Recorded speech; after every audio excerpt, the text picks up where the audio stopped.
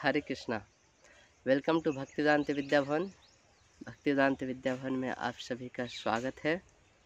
तो आज हम लोग कुंडली के बारे में चर्चा करेंगे। तो इस ब्रह्मांड में अनेक तारे हैं, नक्षत्र है, राशियां है, ग्रह है, ये सब हमें दिखाई देते हैं। लेकिन इन लोग को समझने के लिए इन लोग का एक पेपर पे, एक कागज़ पे एक नक्शा हमको बनाना पड़ता है। तो हम एक्चुअली पहचान सकते हैं कौन सा ग्रह कहाँ पे है, किस स्थिति में है। तो इस नक्शे को ही कुंडली बोलते हैं। तो नक्शा तैयार करने का एक मेथड होता है, एक तरीका होता है। उस तरीके का यूज करके हम ये नक्शा बनाते हैं। तो आप लोग तो कुंडली में टोटल 12 घर होते हैं, 12 खाने होते हैं, जैसे आप लोग देख सकते हैं। तो 12 खाने भी बोलते हैं इसको, कोई 12 घर भी बोलते हैं या 12 भाव बोलते हैं। इंग्लिश में इसको हाउसेस बोला जाता है, 12 हाउसेस। तो ये जो 12 भाव होते हैं, ये 12 भाव क्रमशः होते हैं। जैसे जहाँ पे प्रथम भाव लिखा हुआ है वो पहला खाना होता है, वो पहला भाव होता है। इसी तरह जहाँ द्वितीय लिखा हुआ है वो द्वितीय भाव होता है, दूसरा भाव होता है। इसी तरह तृतीय, चतुर्थ, पंचम, षष्ठ, सप्तम, अष्टम, नवम, दशम, एकादश और द्वादश, ऐसे करके टोटल 12 खाने होते हैं। और ये लगातार क्रमशः एक के बाद एक आते हैं। तो हमने पढ़ा है कि 12 घर होते हैं, और हमने सुना भी है कि 12 राशियाँ भी होती हैं, राइट। टोटल 12 घर होते हैं कुंडली में और टोटल 12 राशियाँ होते हैं। तो ये जो जैसे हमने अभी नाम देखा इस भाव में, इसमें जो नंबर लिखा हुआ है 1 2 3 4, ये एक्चुअली भाव का कुछ अपना नंबर नहीं होता, उसका लिखा नहीं जाता। उसको सिर्फ मन में याद रखा जाता है कि प्रथम भाव है, ये द्वितीय भाव, उसका अपना कुछ नंबर नहीं होता। उसमें जो नंबर अंकित होते हैं वो राशियों के नंबर लिखे जाते हैं।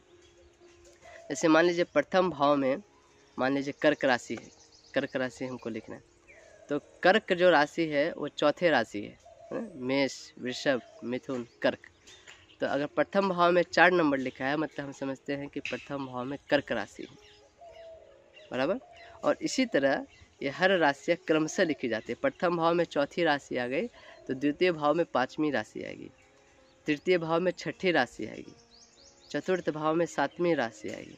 इसी तरह करके 4 5 6 7 8 9 10 11 12 1 2 3, और क्रमशः एक के बाद एक ऐसे 12 खाने में 12 भावों में 12 राशियाँ आती हैं। तो ये जो कुंडली में जो नंबर लिखी रहती है वो भाव का नंबर नहीं, बल्कि वो राशियों का नंबर लिखा रहता है, राशियों का अंक लिखा रहता है। तो ये हुआ ये कुंडली में राशि को बैठाने का। अब जन्म कुंडली क्या होती है?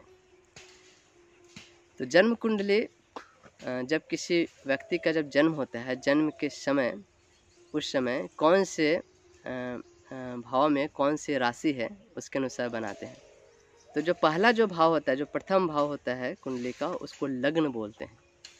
तो लग्न की जब राशि हम लोग फिक्स कर देते हैं, डिसाइड कर लेते हैं कि लग्न में ये राशि है, उसके अनुसार क्रमशः आगे की राशि हम लोग उसमें भरते जाते हैं। अब लग्न की राशि कैसे डिसाइड होगा?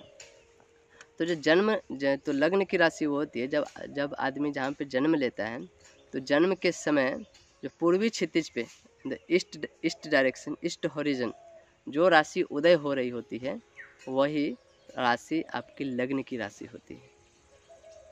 लग्न की राशि कौन होती है, कोई ध्यान दीजिए। At the time of birth, आपके जन्म के समय जो राशि आपके पूर्वी क्षितिज में उदित हो रही है, जैसे सूर्य उदय होता है हम लोग देखते हैं जब एकदम सुबह सुबह जब सूर्य उदय होता है, उसी तरह हर राशियाँ भी उदित होती हैं हर समय से, क्योंकि वो एक चक्र की तरह घूम रही है। तो जिस समय आपका जन्म हुआ है उस समय पूर्वी क्षितिज पे जो राशि उदय हो रही है उस राशि को लग्न की राशि बोलते हैं। मान लीजिए किसी का जन्म के समय जो पूर्वी क्षितिज पे जो राशि उदय हो रही थी वो थी सिंह राशि, सिंह 5वें नंबर की राशि।